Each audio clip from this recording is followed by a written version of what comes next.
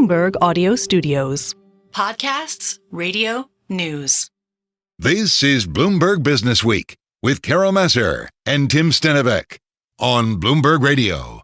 It is Bloomberg Businessweek, and I don't know if you had a chance to check out our weekend show over the long weekend, but Carol, we went all in on real estate. From design, resilience, and sustainability with the CEOs of Gensler to commercial, industrial, and multifamily with the CEO of Crow Holdings, to so-called alternative real assets such as storage and senior and student housing with the CEO of Harrison Street. You can still catch our weekend show, by the way, on our podcast feed. Yeah, good stuff, right? And there's a lot of questions when it comes to real estate. It's a great indicator, too, of what's going on in the overall economy. One thing, though, we didn't really do as deep a dive into, and that was REITs, real estate investment trusts. So we definitely wanted to tap into that. Laurel Durkay is head of global listed real assets at Morgan Stanley Investment Management, and she's with us from New York City. Laurel, good to have you here with us. First, let's start big and wide. What are you seeing when it comes to the REIT environment? And it's hard because not every REIT is the same. So what's kind of a smart narrative as you look at the group overall? So glad to be here. Thanks for having me. I do think that the REIT environment right now is very nuanced, as you had indicated. And a lot of the top-down macro is really centered around interest rates and the direction of interest rates and the market's expectation of the direction of interest rates. But when you look at the nuance, when you look at the idiosyncratic, there really are some very important secular drivers of demand that are propelling growth for a lot of these alternative asset classes that you were just referencing that are really impactful for the REIT sector. Okay, what are those things? So when you look at from more of a top-down perspective, technology and innovation is a theme that is really important in the broader equities market, and it is also very important for the real estate market. When you look at the data center market, it has been a growing piece of the overall REIT market for the past 20 years. And so when you're thinking about what's going on with artificial intelligence today, that is very impactful for the data center sector.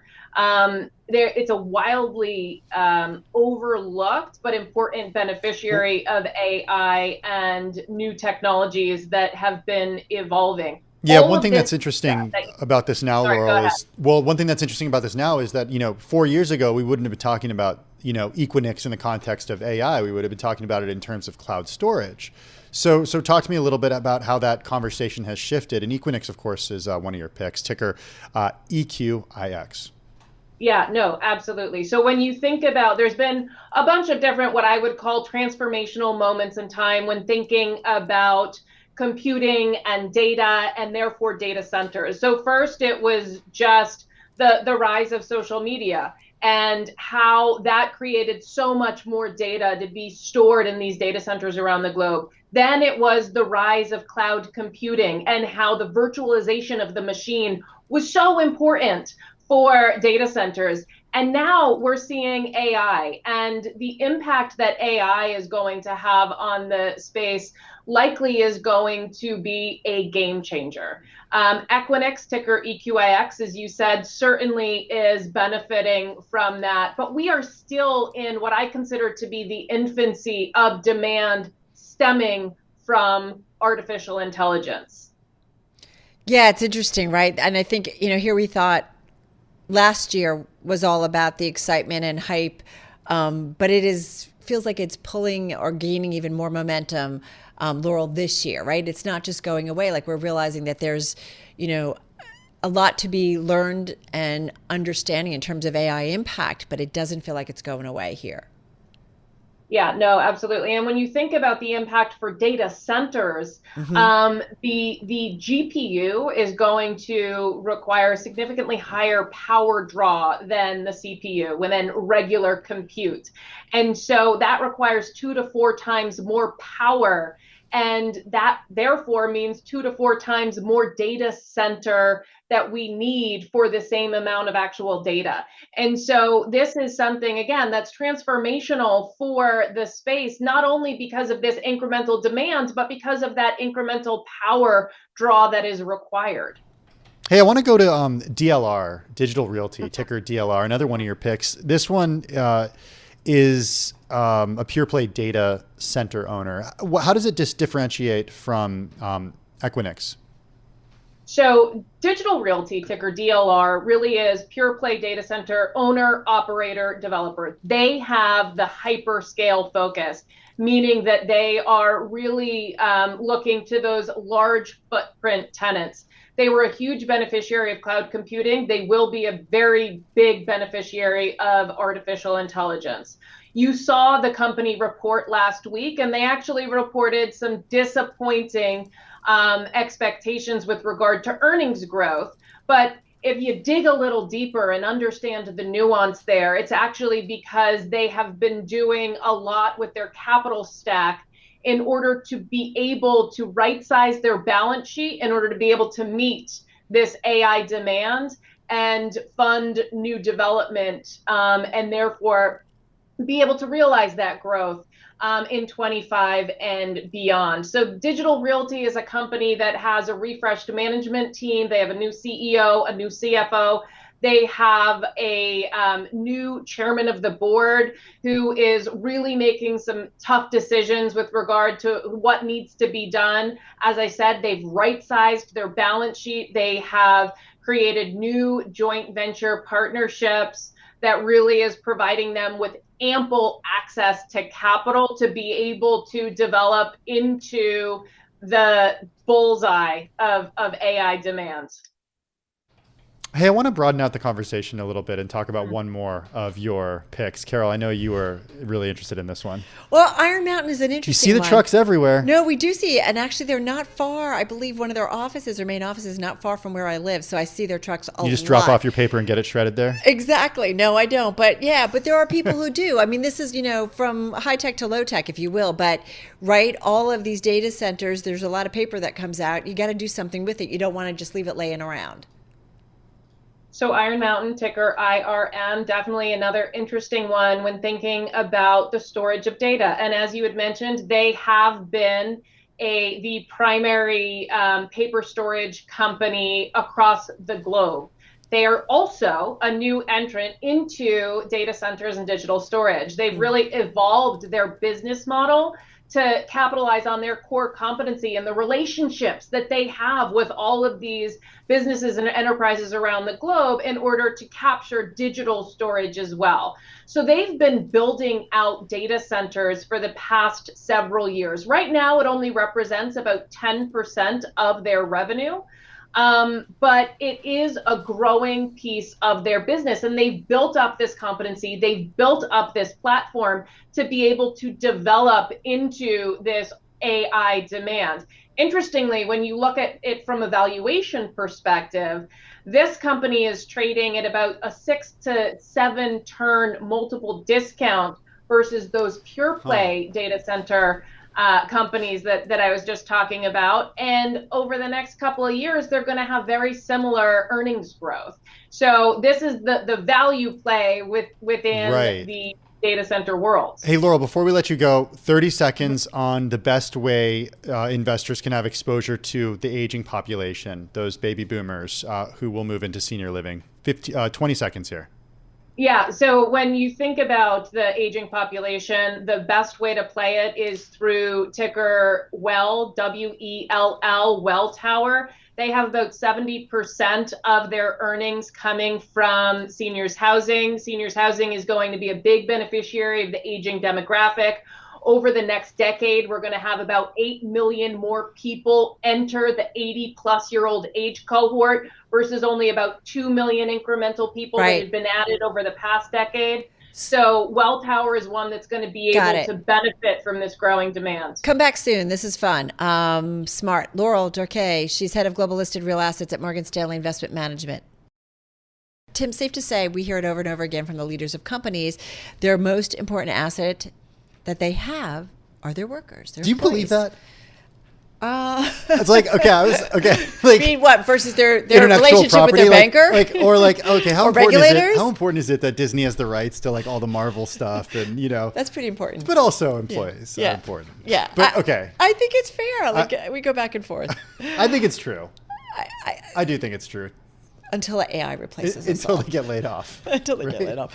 All right. Well, the relationship employees have with their employers has definitely changed a lot in recent years. Our next guest argues that the, quote, normal ways of working are not coming back, so we cannot rely on what worked back then to work in the future. We have with us Tabitha Scott. She's the author of a new book. It's out today. It's called Powering Change, the hidden resource to unleash potential, productivity, and profits. She joins us from Denver this afternoon. Tabitha, how are you?